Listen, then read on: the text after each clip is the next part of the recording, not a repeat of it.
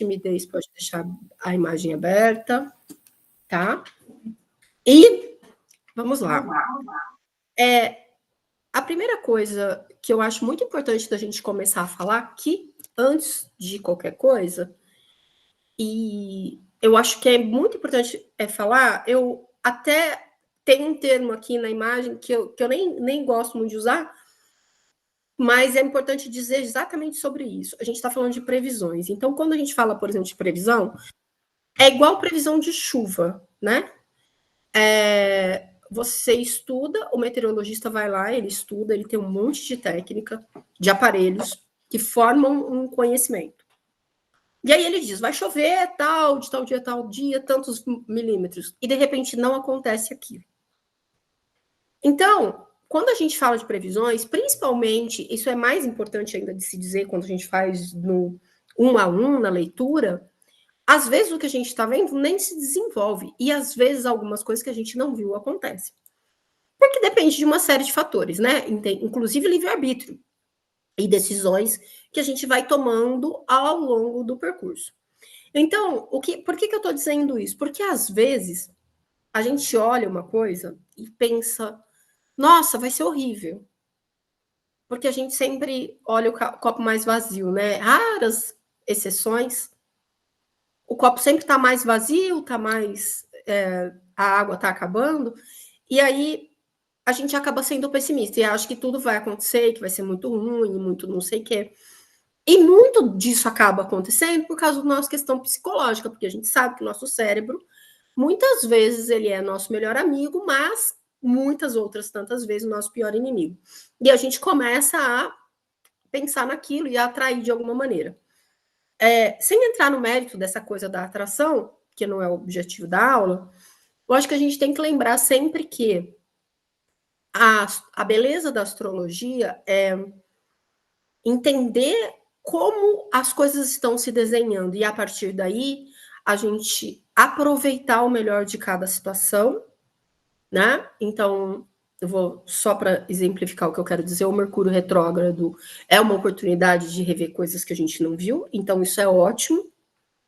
E se preparar para as partes difíceis. Então, de novo, Mercúrio retrógrado, se você sabe que Mercúrio é deslocamento, e ele é retrógrado, ele pode trazer problemas, você não vai sair atrasado em cima da hora para o teu voo, ou para o teu médico, ou para o teu compromisso importante, porque você sabe que pode ter um problema. Então, é muito importante, muito mesmo, que a gente olhe sempre assim.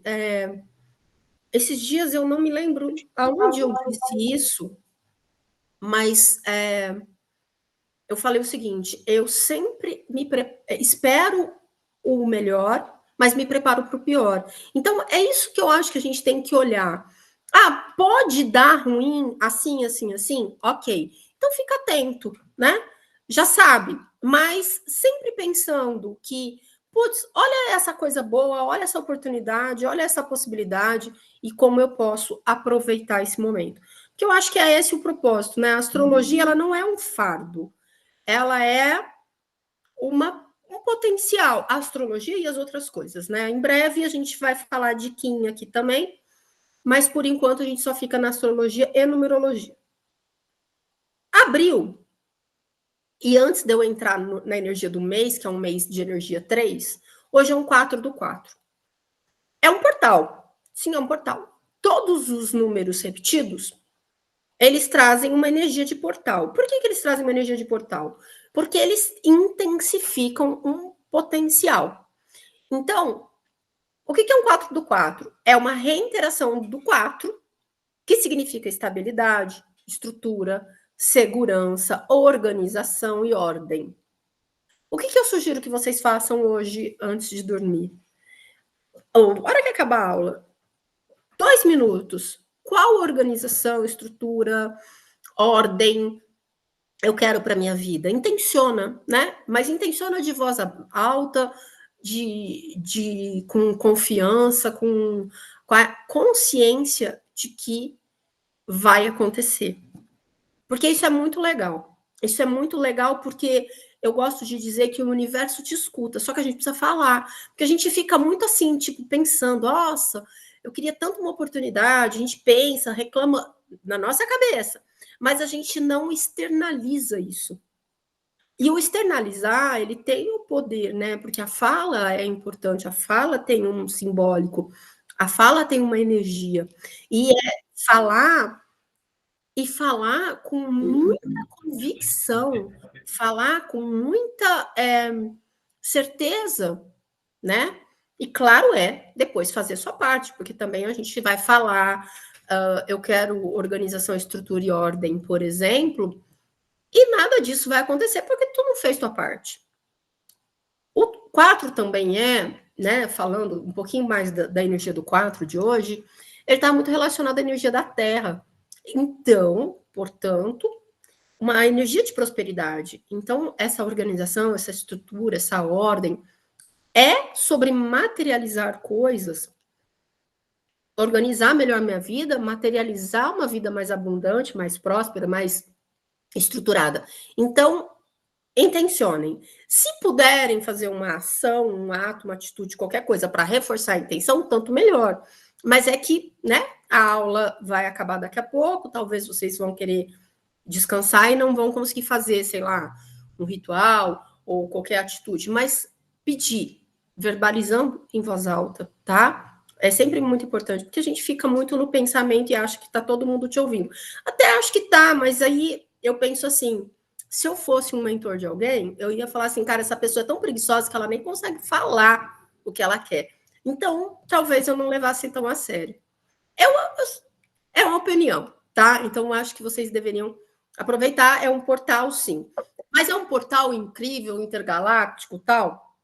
Não, na minha opinião, não. Portal galáctico é os Kins, que são portais galácticos, e acontecimentos muito espetaculares ou muito importantes do universo. Por exemplo, um equinócio, um solstício. Agora, a repetição de 2 números, ele é legal, ele tem uma energia concentrada, mas ele não é um portal no sentido de vai abrir uma porta e eu vou passar e alguma coisa vai transformar. Não, equinócio transforma, porque equinócio muda. Quem estava na aula do mês passado, eu falei do equinócio, né? Eu falei do outono. Ele muda o nosso mood, nossa personalidade. A gente sai da extroversão do calor e do verão para começar a caminhar para o interno. Então, aí sim é um portal, né? Porque está fazendo uma transformação real. A gente vai, na medida que a gente transcorre o outono, a gente vai se interiorizando, tanto quanto uma lua minguante, tá? Então, é um portal, mas na minha opinião, não é um portal do tipo, nossa, tua vida vai mudar e transformar 100%. É só porque a energia está realmente bastante mais favorável para que a gente materialize as coisas, porque é o 4. Dito isso, abril, na numerologia mundial, é o mês 3. Por que é o mês 3? Porque nós estamos no ano 8. Então, 8 mais 4, 12, 3. O 3 é a nossa alegria, tá? Por que é a nossa alegria? Porque a gente está num mês denso pra caramba. A gente está num mês super, ultra, mega, master tenso. Então, a gente tem um mês mundial 3, vai dar uma aliviada na tensão. Ou deveria dar uma aliviada na tensão. Então, o mês 3, o que ele é? O mês 3 é um mês de comunicação, de troca, de aprendizado, de ensinar, de fazer aquele leve trás, de sair com os amigos, de fazer network, de ligar pontos, fazer conexões com pessoas ou coisas. O 3 também é extremamente criativo. Ele é um número muito artístico, então é uma energia muito propícia para a gente aprender coisas novas, desenvolver alguma técnica artesanal para dar uma desobstruir o estresse, né? Desopilar aquele estresse do dia, tipo o que eu estava comentando com vocês, que eu estava brincando com as imagens da inteligência artificial. Então, o 3, ele é o processo criativo e comunicador nosso. O 3 é um número de abundância, fartura e prosperidade natural. Só que tem uma pegadinha no 3, no sentido de que, como a coisa flui fácil, a gente costuma gastar fácil. Então, é um mês que o dinheiro pode entrar, mas que talvez não fique. Então, é importante que a gente tenha uma atenção a isso, né?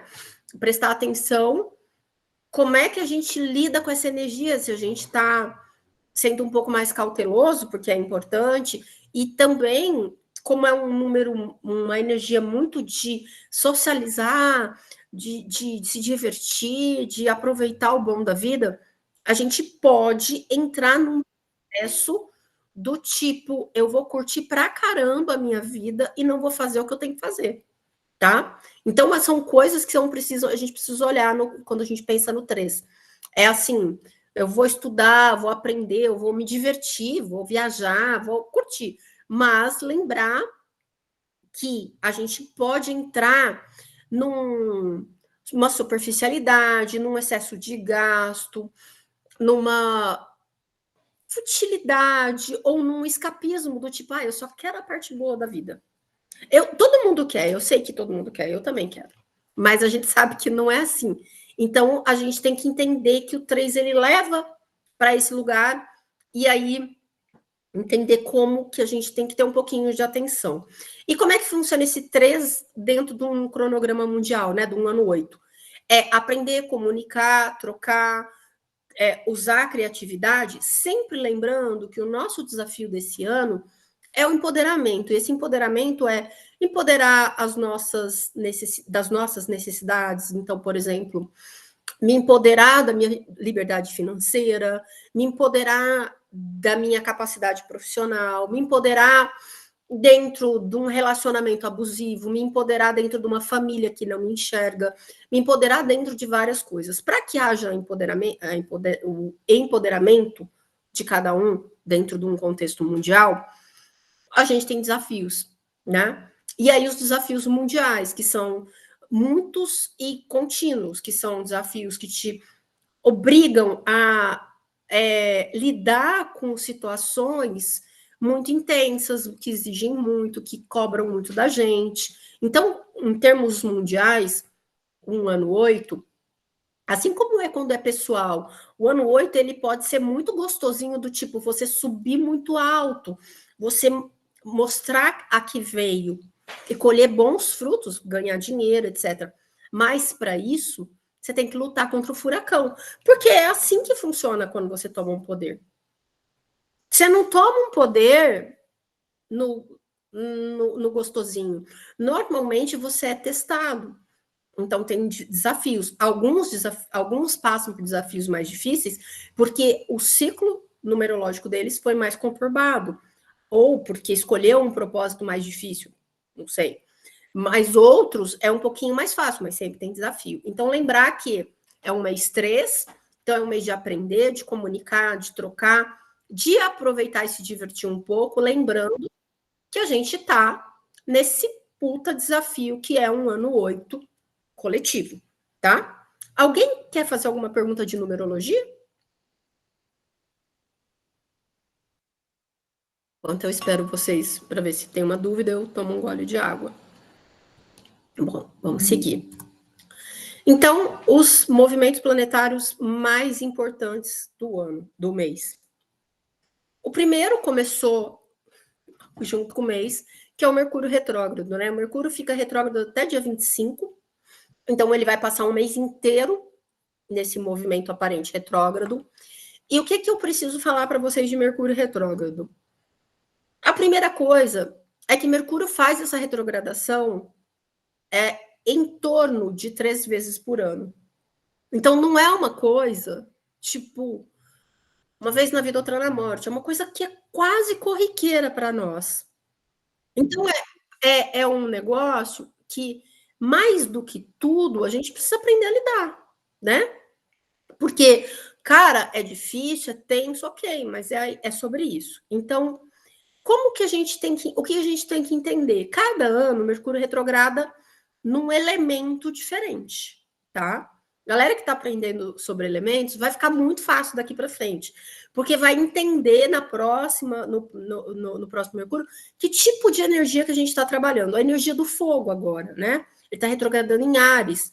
Então, qual é a demanda aqui? A gente tem no fogo muito entusiasmo, muita energia, muita coragem, assertividade, iniciativa. O Mercúrio retrógrado, Mercúrio é comunicação, né? Então, uma comunicação com muita energia, coragem, assertividade, racionalidade, pode ser maravilhoso. Porém, também pode gerar ruídos do tipo eu ser muito direta, eu ser muito ríspida, eu ser muito competitiva na minha fala, eu me movimentar de uma forma mais agressiva. Então, por exemplo, o trânsito fica mais estressado, né? A gente está lá dirigindo o carro, vem o outro, te corta, o outro corta de novo, enfim, aquela coisa toda. E aí, quando ele retrograda, ele te convida a rever todos os aspectos mercuriais com um pouco mais de cuidado. Então, ele vai falar assim, cara, você vai estar louca para mandar aquela pessoa para aquele lugar. Mas para e pensa. Ou então você está muito ousado, não se preparando para os seus compromissos. Toma um tempo e muda isso. Ou então você está sendo inadvertido sem fazer um sistema de backup no teu computador. Olha para isso. Então, na verdade, o Mercúrio ele está trazendo um tempo para nós, quando ele retrograda, de rever como a gente trabalha a nossa forma de aprender, a nossa forma de pensar, de comunicar, de se deslocar, de se adaptar, de se ambientar, de socializar. Então, assim, internet fica instável? Fica, mas já estava instável por tempestade solar. A gente nem pode pôr culpa no Mercúrio mais. E-mails são mandados errados. O e-mail hoje nem tanto, né? Porque a gente quase não manda e-mail, mas o WhatsApp, sabe aquele clássico? Mandar para colega falando mal do chefe e mandar justamente para o chefe, tipo aquele ato falho horrível. Conheço muitas histórias. A gente vai botar a culpa no Mercúrio? Será? Tipo, tá, foi Mercúrio, mas e aí? Quem que é o culpado mesmo? É o Mercúrio ou foi a sua falta de atenção? Então, a gente precisa primeiro dar uma desmistificada, que nem tudo é culpa de Mercúrio. Esses dias eu vi uma pessoa muito famosa, muito mesmo, com a unha quebrada, falando que o Mercúrio nem tinha começado a retrogradar e a vida dela já estava dando problema, porque ela quebrou a unha. Sabe? Tipo, então vamos parar e pensar o que né? Talvez ela tivesse que ser mais cuidadosa com a unha dela, mas não sou eu que vou dizer. Mas é pensar assim, ok, o Mercúrio está atrapalhando a comunicação, ele está criando alguns entraves para as energias de aprendizado, comunicação, troca, venda de produtos, né? Tudo fluir, tá. Então eu vou tomar mais cuidado. Agora, antes da gente ficar brigando com o Mercúrio, vamos ver o que tem de bom. O que tem de bom em Mercúrio retrógrado? Revisão de diagnóstico médico, tá? Eu já contei uma vez numa aula e vou contar de novo para vocês. Conheço um caso incrível de uma pessoa que teve muitos problemas de saúde e precisou de algumas cirurgias até conseguir reparar o problema. Só conseguiu no Mercúrio retrógrado. Porque Mercúrio também é medicina e Mercúrio também é revisar o relatório, revisar o exame, revisar aonde foi, como é que é o procedimento. Então, a revisão salvou a vida dela. Mercúrio retrógrado é ótimo para quem está fazendo doutorado, mestrado, TCC, tarará, e rever o documento, ver se está tudo bem, se está bacana, é ótimo para isso. Mercúrio retrógrado é ótimo para tudo que você precisa tirar o pé do acelerador e pôr uma concentração, porque ele favorece esse processo. Mas então eu posso assinar contrato? Claro que pode, mas você tem que ler com calma, tá? Então é entender isso. Acho que fica muito simples.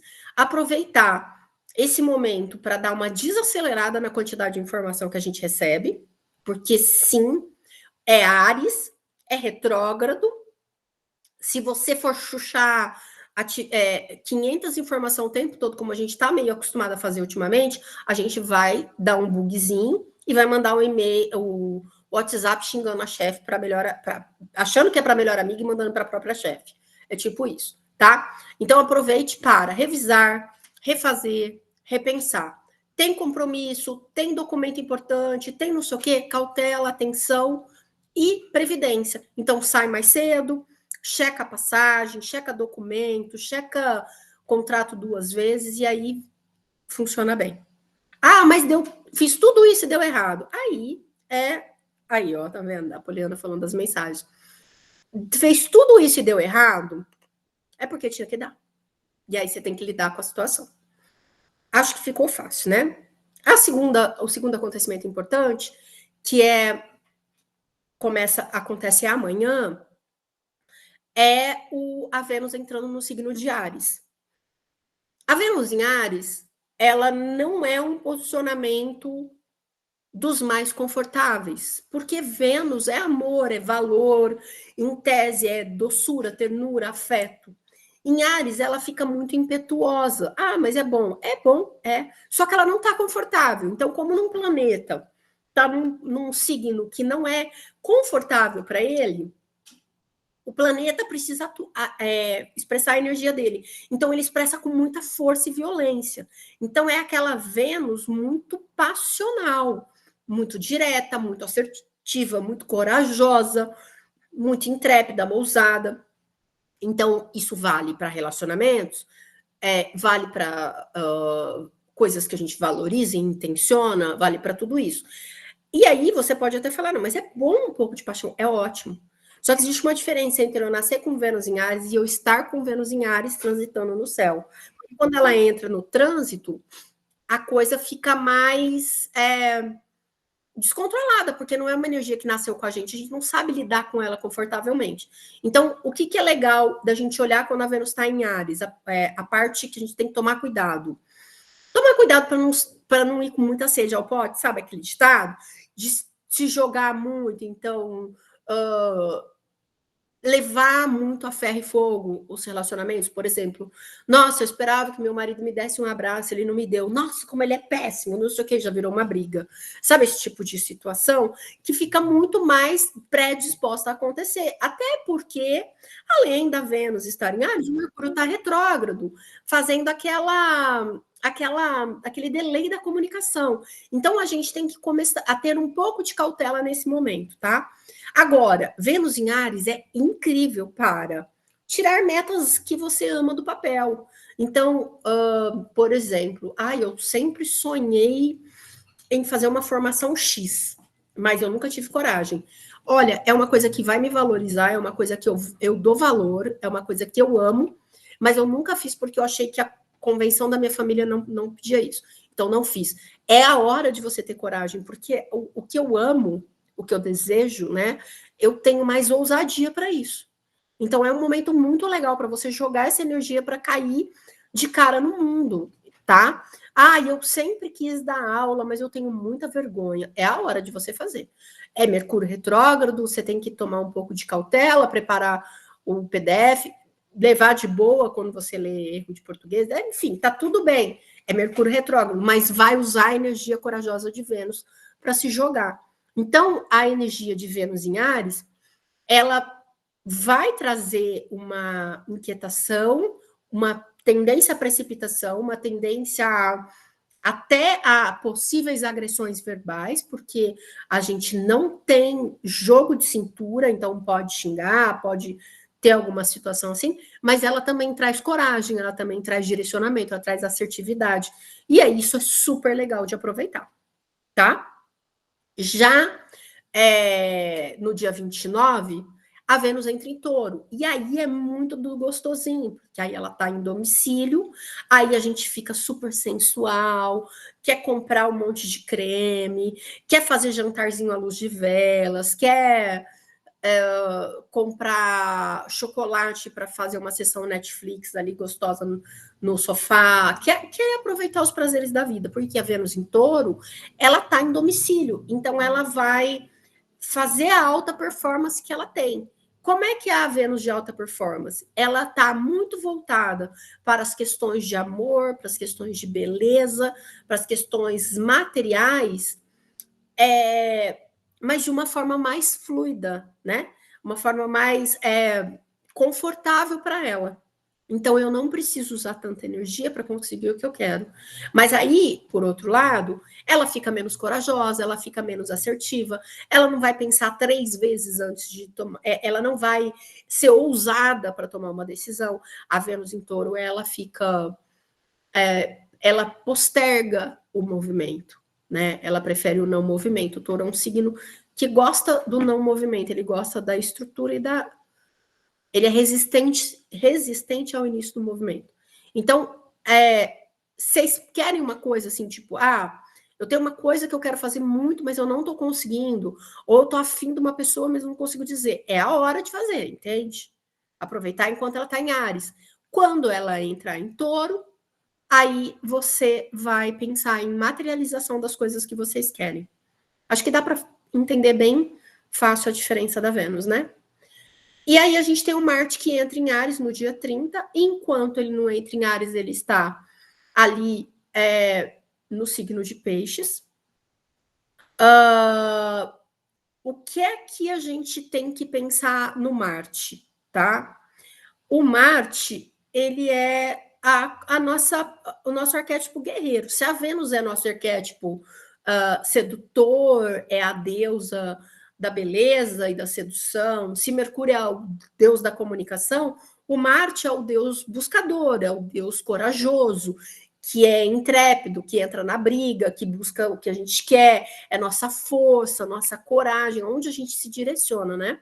Então, ele entrando em Áries, ele vai trazer toda essa coragem que ele não está tendo muito, porque em Peixes ele fica muito fluido, muito pacato. Ele busca o que ele quer, mas ele vai buscando igual a água, né? Que vai devagarzinho, chegando e vai indo, vai indo. Ele não tem aquela assertividade, aquele direcionamento. Quando ele entrar em Áries, não. Aí ele fica muito mais assertivo. Ele está em casa. Assim como a Vênus está em casa quando está em Touro, o Marte está em casa quando está em Áries.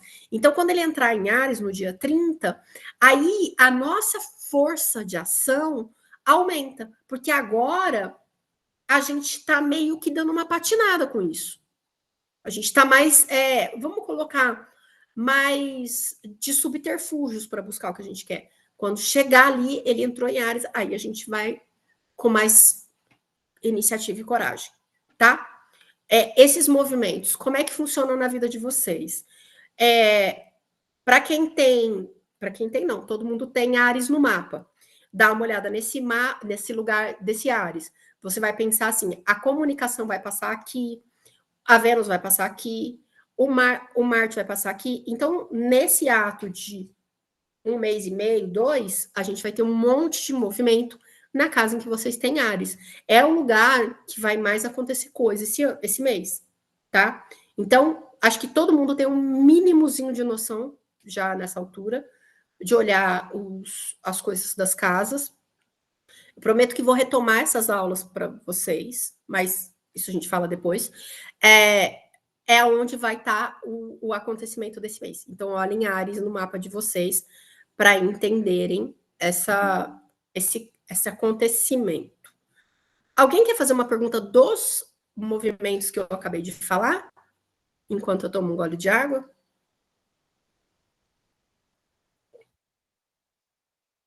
Pois bem. O acontecimento... Eu tenho uma pergunta. Por favor. Boa noite, faz Ângela. Diferença... Pois é. Faz diferença o grau em que está o Marte em Áries, essas coisas, versus o mapa? Se é mais impactado, menos impactado? Deixa eu tentar entender. O seu Marte está em Áries. Não. O meu está em Libra, mas, por exemplo, estou falando de Marte, de Vênus. O Marte, ele vai passar no mapa inteiro, no signo inteiro, né? Tá, é Então, trânsito, tá. É trânsito, né? Então, ele vai passar no signo todo. Então, a gente vai ter todo esse ponto. Se o teu Marte está em Libra, por exemplo, em algum momento, você vai ter uma oposição de Marte-Marte. Então, quando estiver perto dessa oposição, você vai perceber que você está mais irritada, mais agressiva, com mais vontade de falar o que você não fala, porque o teu Marte está em Libra. Tá. O que Entendi. você evita dizer para não criar um conflito, porque o seu Marte está em Libra, ele fica tentando apaziguar e apagar os incêndios, vai chegar um momento em que você vai se pegar falando o que você gostaria. Aí você vai falar, chegou na oposição. Você vai perceber. Ixi. Oremos. Helena. Oi? Oi. Ascendente e o ascendente em Áries, como é que fica? Tá tudo passando no ascendente. Oh. O ascendente é o corpo, né? O ascendente é o corpo e ele é também para onde a gente se projeta, né? Então, tipo, para onde eu vou olhar, para onde eu vou me direcionar, os projetos novos, tudo é o ascendente é muito eu. Se tá passando tudo isso ali, é sinal de que vai acontecer uma série de movimentos nesse eu, mudanças importantes. Eu acredito até que você já deve estar sentindo essas mudanças, tá? Tá bom. Obrigada. Fez sentido? Sim. Tá. Obrigada, Que Helena. bom. O maior não, mas um dos maiores, né, acontecimentos do mês. Eu penso que o eclipse ele vai ser mais intenso agora, porém ele tem uma curta duração, né? Ele tem 6 meses de validade, enquanto a conjunção Urano-Júpiter, em tese, vai ser menos tensa agora, mas ela tem uma duração de 14 anos. Então é um efeito lento, que a gente vai ver o desdobramento ano após ano. Eu vou explicar essa diferença. Um eclipse solar, ele é sempre um apagão da consciência, porque no eclipse solar, que é sempre uma lua nova, é o Sol que está eclipsado, é o Sol que está escondido. Se o Sol é consciência e razão, quando eu escondo a consciência e a razão, eu sou obrigada a me guiar pela intuição, pelo inconsciente. Então, quando a gente tem um eclipse solar, a gente pode pensar que é como você ter que acessar, de repente, o teu piloto automático, numa situação que você não planejou. É como se você tivesse que fazer um improviso em alguma coisa. Então, normalmente, um eclipse, ele traz um desconforto. É muito difícil as mudanças de eclipse não trazerem um determinado desconforto. No plano coletivo, o eclipse solar ele é mais difícil ele é mais doloroso onde ele é visível. Então, exemplo, tá? Esse eclipse solar, agora de abril, ele é visível nos Estados Unidos, por exemplo. E por isso e por outros motivos, as expectativas é de que os Estados Unidos sofram uma profunda crise, porque o eclipse está sendo visível lá. Nós não vamos pegar esse eclipse visível, né? A gente não está na faixa em que ele é visto. Porque o eclipse solar, diferente da Lua, porque no eclipse lunar, quando ele acontece, todo o hemisfério que está no escuro percebe, né? Vivencia o eclipse. Já o solar não, é dia, você pode ser durante o dia, porém, ele vai se concentrar numa faixa pequena de espaço, porque a luz projetada é menor. Então, o que a gente tem que pensar? Num coletivo, é possível que impacte diretamente menos o Brasil, né? Por que eu falo diretamente? Porque tudo que impacta os Estados Unidos, por exemplo, de alguma maneira chega para nós. A gente depende, às vezes, de comércio, às vezes, de um monte de coisa, né? Nós não somos uma ilha. Então, no direto, né? Então, no sentido, por exemplo, de desastres naturais, que são muito comuns a ligação de desastres naturais aos eclipses, a gente não vai ter, provavelmente, essa situação, esse receio. Mas no pessoal, ele vai impactar mais ou menos quem tem alguma coisa entre o grau 8 e 19 do signo de Áries. Não, falei errado. Quem tem alguma coisa entre o grau 16 e 22 do signo de Áries. Mas eu, particularmente, vou dizer uma coisa diferente para vocês. E eu vou justificar por que eu penso isso. Porque esse eclipse, ele traz uma coisa muito peculiar. No dia do eclipse, nós teremos um alinhamento de muitos planetas. Vênus, se eu não me engano, é o primeiro planeta, e se eu não me engano, está no grau 4.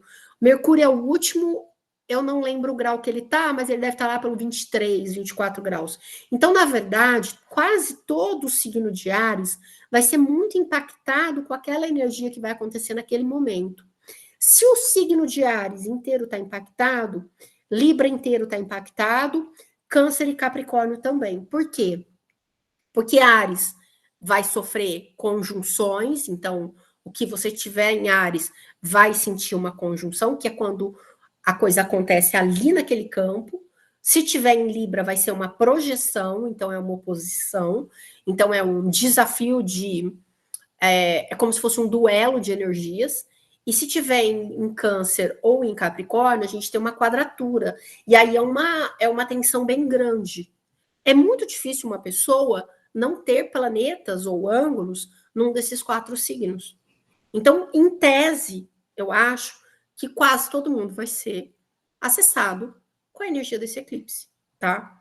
E aí, quais são as explicações técnicas naturais de um eclipse, né? Naturais, assim, que a gente faz na astrologia. Eclipses começam a ser sentidos pelo menos uma semana antes, pelo menos. Então, a gente já está sentindo intensamente o eclipse de segunda-feira.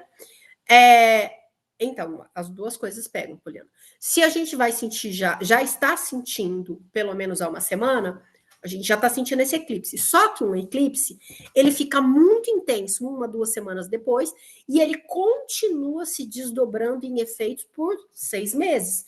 Então, se a gente pensar, a gente acabou de ter um eclipse, e a gente ainda não teve o outro, mas a gente já está numa janela que pega a energia dos 2 eclipses. Então, tá tudo misturado, tá? Além disso, a gente tem uma conjunção Urano-Júpiter se formando no céu e já está sendo ativada em nós, então tem outra energia acontecendo. Além disso, tem um ano mundial 8, que é um ano de desafio. A gente tem cinturão de fótons trazendo oscilação na nossa energia. Então, são muitas coisas acontecendo ao mesmo tempo.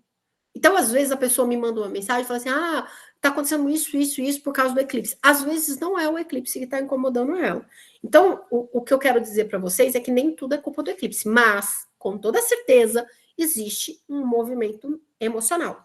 Como é que ele funciona em geral? Como ele eclipsa alguma coisa, a gente é como se a gente perdesse alguma coisa e visse outra coisa. É mais ou menos assim na prática, né? Então, normalmente esses movimentos eles são desconfortáveis, tá? Em alguns casos, eles são muito difíceis e dolorosos. Em outros, eles são só desconfortáveis. Às vezes, eles não são nenhuma coisa nem outra, às vezes eles são simbólicos, tá? Então, como assim? Vou dar um exemplo pessoal para ficar claro e para vocês entenderem. O último eclipse que aconteceu em cima do meu ascendente e eu tenho Plutão ali. Plutão, morte, renascimento, ascendente, corpo, alguma coisa ia me afetar. Eu monitorei esse eclipse por 6 meses, né? Desde que acabou o outro, eu já comecei a monitorar e ver como é que ia ser, se ia acontecer alguma coisa. Eu pensei muito em, sei lá, um acidente, uma doença, alguma coisa. E aí calhou de uma semana antes, eu acho, eu fazer um tratamento de cura que simbolizou uma morte e renascimento. Então foi muito impactante, de alguma maneira aconteceu. Agora, isso não quer dizer que quando chegar 3 meses depois, porque quando a gente tem um eclipse, 3 meses depois a gente tem uma lua que faz quadratura com o ponto do eclipse. Então, nessa lua, às vezes a gente tem uma rebarba. Então, por exemplo, esse eclipse, eu me safei, entre aspas, de alguma coisa séria. Mas pode ser que daqui a 3 meses eu tenha um problema de saúde, alguma coisa. Ou então um outro acontecimento que simboliza uma morte e renascimento. Entende? E eu não estou dizendo que um eclipse, quando acontece no ascendente, é morte simbólica, tá? Eu juntei 2 conceitos ali e fique claro, é muito temeroso você olhar, caiu meu ascendente, morrer. Não, não é isso que eu estou dizendo, tá? É importante vocês entenderem. Ah, mas caiu em cima do Plutão. Então, Plutão, sim, morte e renascimento. Mas pode ser alguma coisa muito simbólica. E aí você tem que analisar o mapa e não só o Plutão, tá? Então, não vão pegar tudo que eu estou falando ao pé da letra e olhar no mapa de vocês e entrar em pânico. O que eu quero dizer, então, é, em tese, o eclipse traz um acontecimento desconfortável que pode se desenvolver de uma forma muito positiva se você souber entender o que aquele momento te pede e qual é o aprendizado que você precisa jogar ali. Porque como a gente está falando de energia e tudo é energia, quando eu entendo a energia que está no rolê, eu consigo trabalhar essa energia preventivamente, como eu fiz com a mesa, né, que é o caso que eu contei para vocês. Eu trabalhei preventivamente uma morte e renascimento, e aí eu atenuo o que eu ia sentir. É como se o universo dissesse assim: meu amor, você vai gastar, você vai ter que comprar um carro novo, tá? Se eu tô sem grana, eu vou lá, um exemplo bem absurdo, mas só para ficar claro, eu vou lá e compro um carro de brinquedo, e eu falo pro universo aqui, ó, comprei o carro novo. Você não vai quebrar meu carro, porque eu já comprei o carro que você quer. É mais ou menos isso. Não é tão simples, mas dá para a gente entender o que aquela energia está pedindo e trabalhar ela preventivamente, que é isso que eu vou ensinar para vocês daqui a pouco. Então, que fique claro, a gente vai sentir um impacto, mas a gente pode trabalhar essa energia de uma forma favorável. Qual que é a energia que esse eclipse está trazendo? Uma energia de cura profunda. Por que é uma energia de cura profunda? Porque quando a gente pensa no simbolismo de Áries, Áries é o primeiro signo do zodíaco. O Áries chega numa energia muito forte de coragem e assertividade. Ele vem e pá! Ele começa alguma coisa. Então, ele tem ousadia, ele tem muita cara de pau, ele tem muita força. A gente pode pensar em Áries como simbolizar aquele momento em que a semente rompe de dentro para fora, né? E abre para começar a germinar. A força de dentro para fora é muito intensa, porque a energia gravitacional está tudo de fora para dentro, né? Então, você fazer o processo de ruptura é uma dor. E precisa de força, precisa de coragem, precisa de energia. Então, Áries traz essa força. Tá, beleza, a gente já sabe que Áries é forte, é corajoso, é intrépido. E aí, a gente vai ter um alinhamento no céu, que é o que eu falei para vocês no começo. A gente tem Vênus, depois a gente tem, eu não lembro se é essa ordem, tá? Mas a gente tem Vênus, aí a gente tem o nó do norte. Vênus é amor, é valor, é o que eu valorizo, o que eu amo. Nó do norte, no nosso mapa natal, é um norte para a gente se desenvolver. Então, ele pode ser visto como um propósito. Não é, assim, a ideia de propósito único da nossa vida, mas ele é um propósito a ser desenvolvido e trabalhado. No coletivo, então, quando esse nó do norte está transitando no céu, ele indica uma direção para a gente trabalhar, aprender e evoluir. Tá? Então, a gente tem amor e valor, a gente tem um direcionamento de evolução, aí a gente tem do lado Quiron, que é cura, indiscutivelmente, habilidades e cura.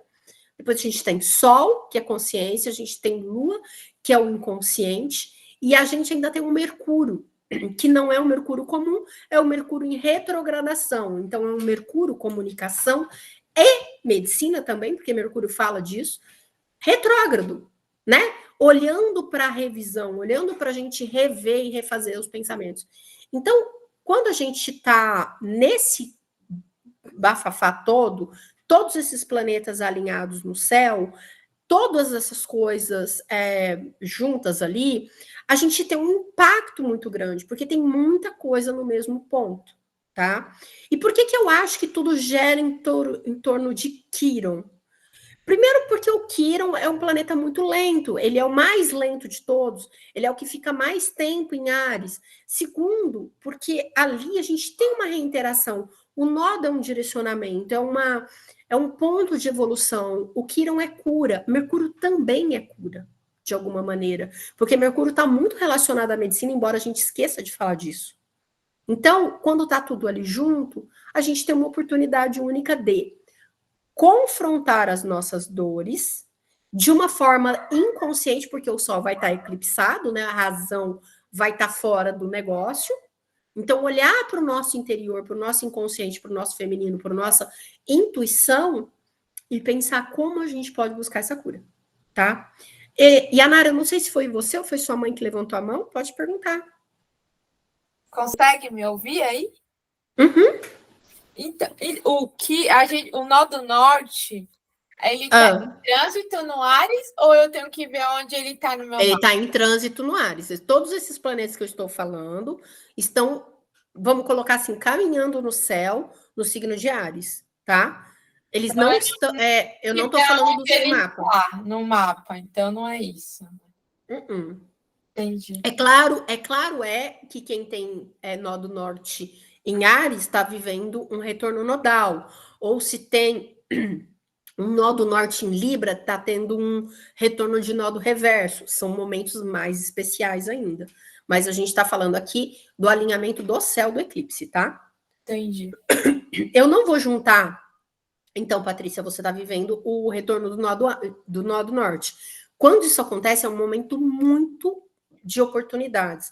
Porque é como se o universo estivesse dizendo assim para você: olha só, você tem que reforçar seus objetivos. Você tem que reforçar a sua rota de evolução. O céu está alinhado para isso, tá? Então é um momento bem especial.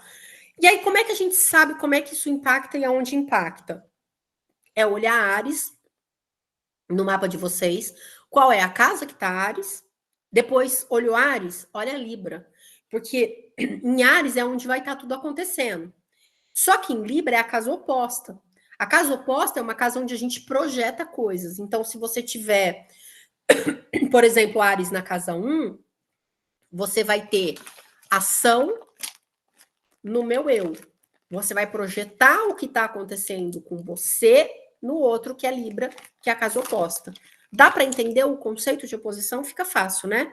A gente olha onde está Áries, olha onde está Libra, porque em Libra a gente vai projetar todas as ações que estão acontecendo dentro da gente. Aí você pode também olhar, se você quiser, os signos que vão fazer quadratura. E aí são lugares de tensão. Quais são as quadraturas? A gente vai ter em Câncer e a gente vai ter em Capricórnio. Então, em tese, em Áries é a ação, em Libra é a projeção e em Capricórnio e Câncer é a tensão. Tá? Fica fácil? Gente, vou precisar chupar bala, porque essa semana 6 meses. A revolução do nó do norte. Não, repete. O nó do norte fica mais ou menos 1 ano e meio em cada signo. Ele já está em Áries desde o ano passado. Então, esse ano inteiro ele ainda deve estar em Áries. Tá? Você tem 1 ano, vamos dizer assim, para aproveitar essa energia. Desculpa, Poliana, eu não entendi sua pergunta. Não, eu queria que tu repetisse o que tu falou antes do nó do norte. O que eu falei? Em Áries é onde acontece a ação, em Libra é onde eu projeto o resultado daquela ação, em Câncer e em Capricórnio eu tenho tensão, tá? Então, no mapa de vocês, são áreas onde vai acontecer as mudanças e as curas, Áries, aonde você vai projetar ou de onde vai vir o movimento da cura, que é Libra. Em Câncer e Capricórnio são lugares de muita tensão. Eu não consegui ler a sua... Desculpa, mas eu não consegui ler sua pergunta, Poliana. Se você não conseguir anotar, depois você me pergunta que eu repito para você, tá? Não, eu só anotei para entender. Em Áries, Tá. essa ação, Libra é como você vai sentir essa ação, é isso? É onde eu vou projetar o que está acontecendo em Áries, né? É a casa oposta, é uma casa de projeção. E Câncer Capricórnio é tensão. Isso. Então, Isso. assim... A tensão é aonde os problemas acontecem, tá? Então, assim, ó, Câncer é o meu sol. E o Câncer, ele fala da emoção e imaginação. Mas você não vai olhar o seu sol. Assim, é claro que o teu sol pode sentir, tá, Poliana? Mas a gente está falando das casas. Mas no né? meu mapa é em Está Libra. falando de todo o signo. Não, o seu mapa não. Seu mapa tem todos os signos. O tá? signo que rege. Não, Sem. você entender aqui. Porque. Ó, você vai olhar, Poliana, o signo de Áries. Certo. Vai ver aonde as coisas estão acontecendo. Da onde está acontecendo essa dor que precisa ser curada. Da onde está vindo essa dor. Certo. Olhou Áries. Você vai olhar o signo oposto e vai falar assim: se a dor tá na casa 4, que é família, eu acabo projetando isso na forma como eu trabalho, que é a 10, que é a oposta da 4, que é onde vai estar Libra, tá? Certo. As outras duas vão ter algum tipo de tensão. Qual que são as outras duas se a gente está falando da 4 e da 10? A gente vai ter na casa 1 e vai ter na casa 7. Então, eu vou sentir essa tensão e os meus pares, os meus parceiros, meu marido, os meus sócios, parceiros vão sentir também essa tensão. Entendeu agora? Entendi. Tá. Alguém quer fazer mais alguma pergunta sobre eclipse? Posso seguir, então? Bom, depois que a gente tiver o eclipse, a gente vai ter a conjunção Urano-Júpiter. Qual que é a questão aqui? A gente tem que pensar que a gente está falando de um signo muito teimoso e resistente à mudança, que é Touro. Touro não é um signo que fica confortável com uma mudança abrupta, com inovações, com coisas muito fora da caixa. Câncer, ele gosta de rotina, de estabilidade, de segurança, de conforto. Então, ele quer saber o script. Ele é aquele cara que sai cedo, com tudo programado, e quer voltar para casa no horário bem legal, que ele já planejou, e que vai viver essa rotina. Ele é um signo de estabilidade, de rotina, de cadência. Só que aí a gente tem um Urano, e já tem um tempão que tem Urano ali, porque Urano é um planeta muito lento, ele demora para se movimentar. Esse Urano ali, ele está trazendo revolução. Então ele está falando assim, cara, sabe aquilo que você achava que ia ser assim, assim, assim? Pois é, então, eu resolvi mudar. Então existe um conflito natural. Lembra quando eu falei lá no começo para vocês que quando um signo está num lugar desconfortável, um planeta está num signo desconfortável, ele exerce a energia dele de uma forma muito mais intensa. Lembra? Eu falei disso de Vênus, quando ela estava em Áries. Comecinho da aula. Então, quando o Urano está em Touro, Urano é inovação, é criatividade, é pensar fora da caixa, é mudar de repente, ele é abrupto, ele muda sem avisar ninguém o roteiro. Então, Urano aqui, ele vira excêntrico pra caramba. Ele não quer saber. Ele não quer saber se o Touro é resistente, teimoso e precisa de rotina. Ele não quer rotina, ele não quer. Então, ele vai trazer todas essas tensões para a jogada, tá? Então, a gente tem que pensar assim, Urano nunca fica confortável em Touro. Tudo bem, faz muito tempo que Urano está em Touro e a gente já, de uma maneira ou de outra, se adaptou com esse movimento. Só que agora tem um adicional, que é o Júpiter, que está chegando para fazer uma conjunção. O que é uma conjunção? Um momento em que dois planetas, hipoteticamente, se encontram no céu. Por que hipoteticamente? Porque se dois planetas se encontrassem de verdade, eles explodiriam, né? Haveria um choque. Então, desculpa, a bala bagunçou aqui a fala. Então, quando Júpiter encontrar Urano no ponto exato, a gente já está sentindo essa pressão para mudar. Mas quando eles se encontrarem juntos no grau 21 de Touro, o Júpiter, que é um planeta de potencialização, de crescimento, de expansão, ele vai trazer naturalmente um choque para Urano. Por quê? Porque ele vai falar assim, meu amigo, você está muito acomodado aí, você não é assim, você é um cara que quer explodir os paradigmas, você quer trazer o novo, quer causar, então vamos fazer isso juntos. E aí Júpiter traz uma mudança extremamente importante. Esse movimento vai ser abrupto e do dia para a noite, no dia 21, você vai sentir uma mudança dramática na tua vida? Não. Você provavelmente vai estar sentindo isso já E ao longo dos próximos dias e semanas, isso se intensifica, porque Urano já está muito perto do grau exato e o Júpiter está chegando naquele ponto. Então, o que a gente tem que falar? Eu falei muito sobre isso esses dias e eu vou voltar a repetir. A gente vai esperar o inesperado, porque é assim que Júpiter funciona. Vai impactar toda a tua comunicação. Você provavelmente vai mudar drasticamente a forma de se comunicar. Ou vai sentir uma vontade enorme de fazer essa mudança. Claro que as casas que Mercúrio se envolve, os aspectos que esse Mercúrio faz, também vão sentir o impacto. Mas com certeza vai ter uma mudança, tá? Porque é um acontecimento importante. A 5 é a casa da criatividade, a 11 é uma casa de olhar para o futuro. Isso tudo vai mexer, tá? Então a gente tem que pensar assim: o Urano já está em Touro faz tempo e ele já está revolucionando assuntos relacionados à Terra. Vou dar um exemplo para vocês. Banco digital. Ah, mas faz tempo que tem banco digital. A febre do Nubank, por exemplo, é coisa de 2 anos, 3 anos para cá. O Nubank já existia? Já existia. Mas de 2, 3 anos para cá, aquilo fez um boom. Porque Touro é finanças, é terra, é matéria, é constância, é casamento. Com esse encontro, isso se potencializa. Aí a gente pode esperar, dentro do campo mundial, muitas mudanças relacionadas às coisas de posse. Então, a gente pode ter conflitos muito grandes relacionados a dinheiro.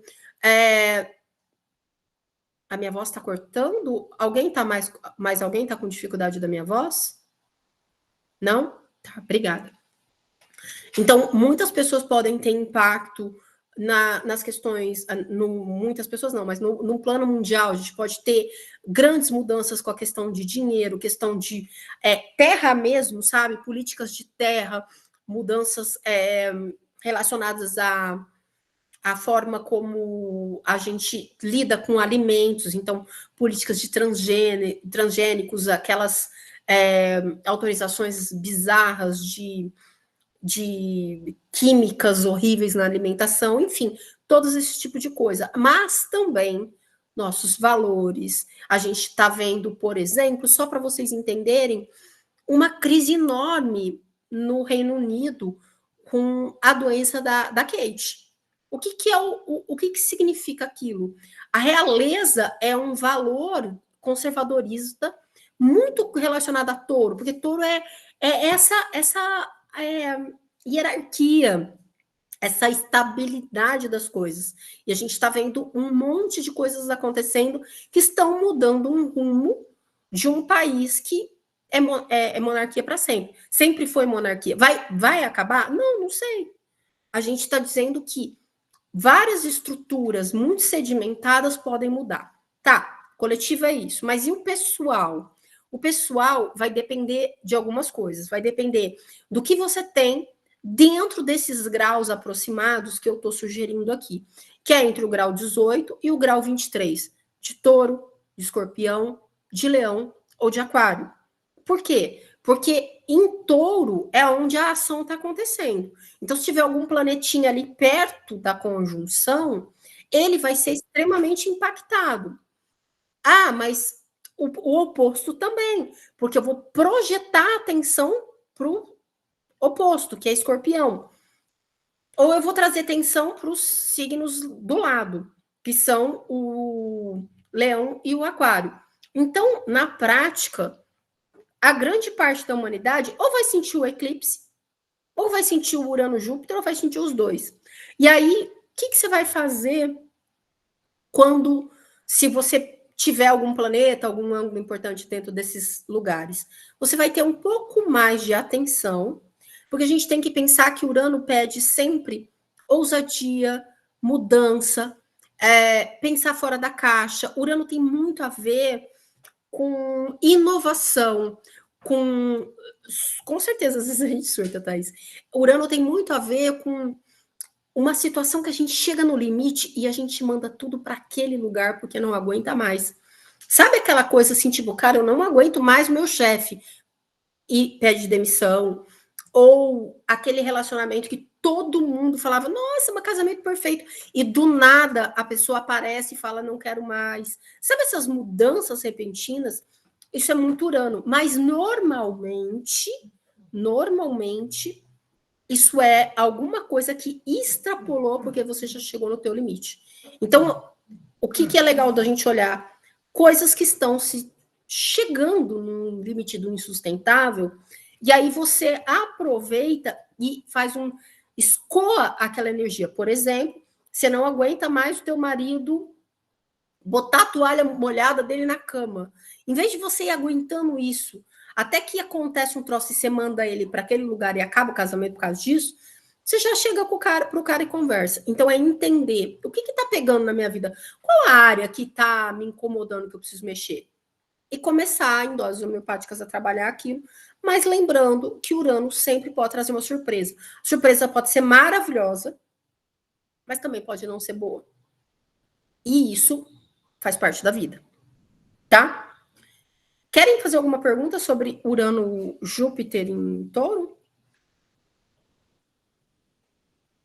Patrícia, esse movimento não é assim que vai funcionar, tá? Eu vou te explicar. Esse é uma conjunção. A conjunção é igual uma lua nova. Ou ela marca o início de uma coisa, tá? Boa noite, querida. Ela marca o início de uma situação. Essa situação, ela se desdobra. Tal como a lua nova, o encontro de Júpiter-Urano, ele vai se desdobrar ao longo de 14 anos. Então, eu vou ter momentos em que esse acontecimento vai ser tenso, quando ele fizer uma quadratura, ou ele vai ser super bom quando ele fizer um trígono, um sextil. Então, é a mesma coisa que o processo da lua no céu. Começa com a lua nova, aí ele vai gerando uma tensão até quando ele chega no quarto crescente, aí ele tem uma oposição de lua cheia, depois ele tem uma outra tensão no quarto minguante. Então, o movimento é parecido. Ele dura 14 anos para eles se encontrarem de novo. Só que quando eles se encontrarem de novo, eles não vão estar em Urano, em Touro mais, tá? O Júpiter está em Touro e o Urano também. O Urano ainda fica bastante tempo. O Júpiter esse ano vai para Gêmeos, tá? Então não é igual os outros trânsitos. Eles são trânsitos mais lentos. O Júpiter só vai sair de Touro mais para frente um pouco, tá? Respondi a tua pergunta?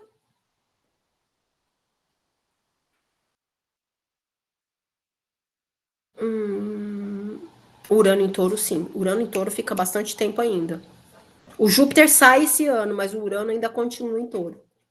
Tá? O movimento de Urano é um planeta muito, muito lento. Muito lento mesmo. Tá? Ele não é tão lento quanto o Plutão, mas ele é bastante lento. Ele ainda vai ficar um tempo ali em Touro. Tá? Não é uma coisa.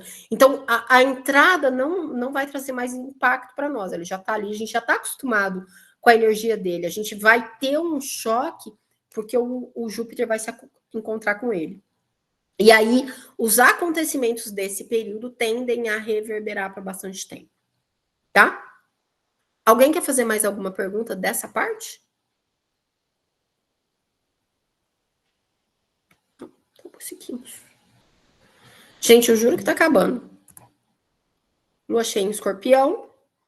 Depois de uma lua nova em Áries, a gente entra no apogeu dela, 2 semanas depois, em Escorpião.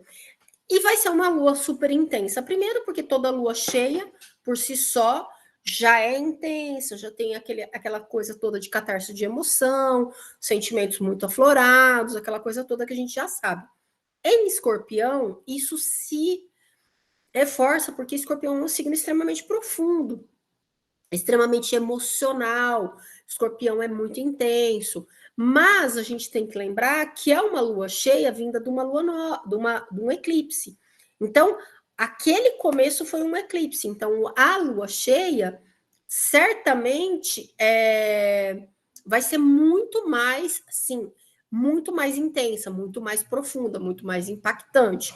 Não é tão intenso quanto um eclipse lunar, mas quase tanto quanto, Por quê? Porque essa lua cheia vem desse eclipse, tá? Então é legal pegar essa data, ter uma atençãozinha na vida de vocês, evitar marcar uma reunião muito importante, que vocês precisam estar muito dispostas a argumentar, situações em que podem minar um pouco a nossa boa vontade, e vocês não terem uma catarse, uma coisa assim, tipo no meio da reunião, alguma coisa desse tipo. É interessante, mas eu não posso parar a vida. Claro, ninguém pode, tá? Mas é só para vocês entenderem que tem... Me chama, meu amor. A intensidade faz parte, não é uma coisa mais confortável do mundo, mas ela realmente, a tendência é essa. Lua cheia, alguém tem dúvida de lua cheia? Não? Tá todo mundo um pouco calado, eu não sei se... E aí acabou. Para a apresentação. Eu não sei, nunca sei se vocês estão calados porque entenderam tudo, calados porque ficaram com dúvidas de tudo. É sempre a mesma pergunta que eu me faço quando eu falo, vocês têm dúvidas e ninguém responde nada. Eu sei que estar com a câmera ligada incomoda um pouco, eu só quero saber se alguém quer fazer uma pergunta para ficar registrada na gravação, senão eu suspendo a gravação, aí aparecem as perguntas, como sempre. É sempre assim, sempre. Pois bem, então vamos parar a gravação. E aí, acaba